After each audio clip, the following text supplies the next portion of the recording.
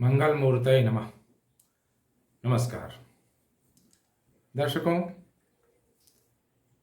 आजकल देखने को मिल रहा है कि हर व्यक्ति अपने आमदनी को लेकर के, आय को लेकर के बहुत संघर्ष कर रहा है, बहुत परेशान है, बहुत मेहनत कर रहा है, फिर भी उसे सफलता नहीं मिल रही है। व्यापार में कोई बरकत और वृद्धि ही नहीं हो रही है। इस समस्या के हल के लिए हम आपके लिए बड़ा ही सुंदर, तुरंत फल देने वाला, बड़ा ही तीक्ष्ण एक साबर मंत्र का व्यापार बढ़ाने वाला और धन बढ़ाने वाला एक प्रयोग लाए हैं। इस प्रयोग में आपको सबसे पहले नहा करके साफ सुथरा शुद्ध धुला हुआ कपड़ा पहन करके, कपड़ा ऐसा हो जिससे कुछ देर तक आप बैठ करके सुविधाजनक ढंग से बैठ करके कोई परेशानी का अनुभव न कर सके, ऐसा वस्त्र पहन करके, कपड़ा पहन करके आप साफ धुले हुए आसन पर बैठें। आसन पर बैठने के बाद अपने सामने एक छोटी चौकी लगाएं।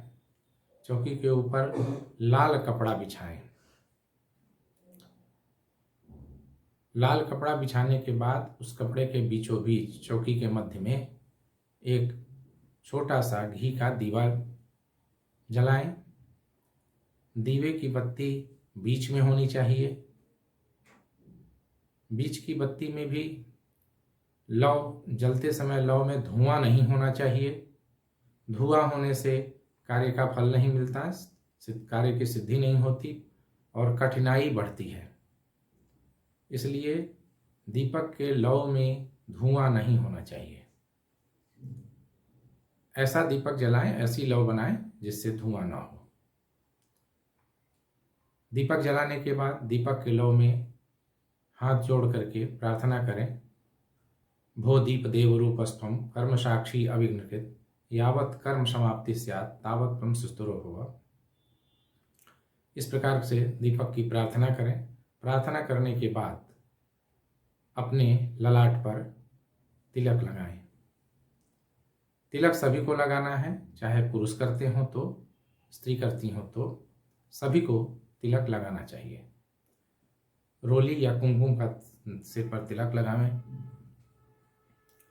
तिलक लगाते समय मंत्र बोलें, स्वस्तिस्तु या विनाशाख्या पुण्य कल्याण वृद्धिदा विनायक प्रिया नित्यम ताम च स्वस्तिम ब्रुवन्तु नः। इस मंत्र को बोल करके ललाट पर तिलक लगाएं। तिलक लगाने के बाद पहले से बना करके रखें पंचगव्य, उसे पिएं। पंचगव्य में गाय का दूध, गाय का दही, गाय का घी, गोमूत्र और गोबर मिला करके ये 5 चीजों का सम्मिश्रण पंचगव्य कहलाता है। पंचगव्य को पीते समय मंत्र बोलें, यत्त्वगस्थिगतं पापम देहे तिष्ठति मां किम प्रासनात् पंचगव्यस्य पिबत्यग्निरिवेन्धनम्। इस मंत्र को बोल करके पंचगव्य पिएं। पंचगव्य पीने के बाद शुद्ध जल से 3 बार आचमन करें। आचमन करने के लिए मंत्र बोलें, ओम केशवाय नमः। फिर एक बार जल पी लें। दोबारा मंत्र बोलें, ओम नारायणाय नमः। फिर जल पी लें। तीसरी बार मंत्र बोलें, ओम माधवाय नमः। फिर जल पी लें। इसके बाद ओम गोविंदाय नमः बोल करके हाथ धो लें। हाथ धोने के बाद बाएं हाथ में शुद्ध जल लेकर के दाहिने हाथ से अपने ऊपर जल छिड़कें। जल छिड़कते समय मंत्र बोलें, ओम अपवित्रः पवित्रो वा सर्वावस्थां गतो विवा जस्मरेत् पुंडरीकाक्षं स्वबाह्याभ्यंतर शुचिः। इस प्रकार का मंत्र बोलें। मंत्र बोलने के बाद शिखा बांध लें। स्त्री हो तो अपनी चोटी बांध लें, पुरुष हो तो शिखा बांध लें। जिन लोगों के शिखा ना हो वो शिखर स्थान को स्पर्श ही कर लें और मंत्र बोलें, ऊर्ध्वकेशी विरूपाक्षी मां सशोणित भोजने तिष्ठ देव शिखा मध्ये चामुंडे चापराजिते। इस मंत्र को बोल करके शिखा स्पर्श कर लें। शिखा स्पर्श करने के बाद हाथ जोड़ करके गणेश जी का ध्यान करके गणेश जी का मंत्र बोलें। वक्रतुंड महाकाय कोटि सूर्य समप्रभा निर्विघ्नं कुरु मे देव सर्वकार्येषु सर्वदा। इस मंत्र को बोल करके गणेश जी का ध्यान करें। ध्यान करने के बाद हाथ में, दाहिने हाथ में शुद्ध जल लें। उसके बाद संकल्प बोलें। संकल्प में 5 चीज़ों का सम्मिश्रण होता है, जिसमें देश माने स्थान का पूरा परिचय होता है। उसके बाद समय का सांगोपांग संपूर्ण परिचय होता है। उसके बाद अपने कर्म के जो विषय होते हैं, किस लिए हम कर रहे हैं, जैसे व्यापार वृद्धि, धन वृद्धि के लिए कर रहे हैं तो इसका योजन होता है। दीन दशा, ग्रह दशा इत्यादि का वर्णन होता है। परिचय होता है, कर्म का परिचय होता है और अंत में अपनी कामना का उच्चारण किया जाता है। इन 5 चीज़ों के साथ संकल्प किया जाता है।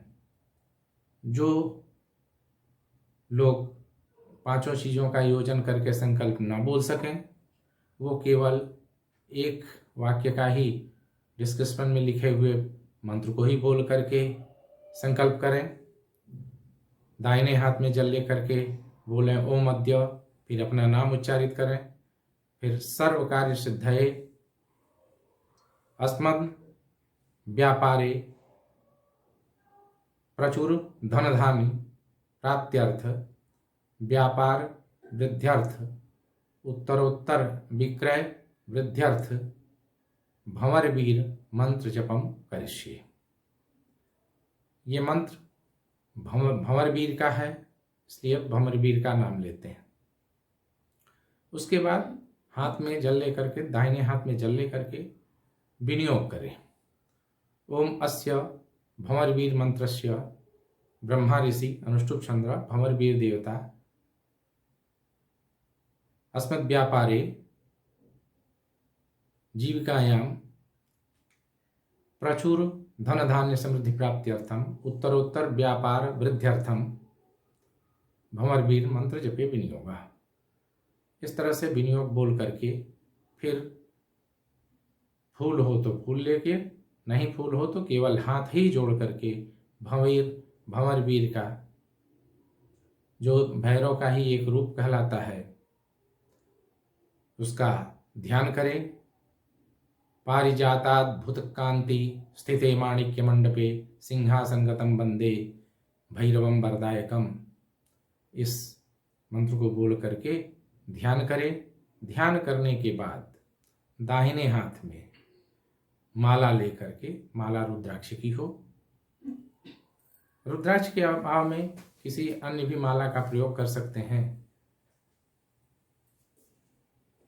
मंत्र को बोले और एक एक दाना गिनते जाए। इस प्रकार से 108 बार मंत्र अवश्य जपें। 108 बार जपने के बाद इस माला को उठा करके चौकी पर रख दे। फिर जब समर्पित करें, दाहिने हाथ में जल लेकर के जब समर्पित किया जाता है, मंत्र बोले गुह्याति गुहि गोप्ता त्वं गृहाणास्मत्कृतं जपम सिद्धिर्भवत मे देव त्वत्प्रसादान परमेश्वर। इस तरह से मंत्र बोल करके जब समर्पित करें। जब समर्पण करने के बाद हाथ जोड़ करके अपराध क्षमापन स्तोत्र का अवश्य पाठ करें। डिस्क्रिप्शन में अपराध क्षमापन स्तोत्र लिखा हुआ है, जिसे पढ़ करके अच्छे से तैयार कर लें और कर्म के समय अवश्य बोलें। इस कार्य को यदि किसी तरह से करने में कठिनाई हो रही है तो हमारी पुस्तक साबरमन संग्रह नामक पुस्तक से सहयोग ले सकते हैं। इस को होलिका दहन के रात्रि में एक बार अवश्य जप लें।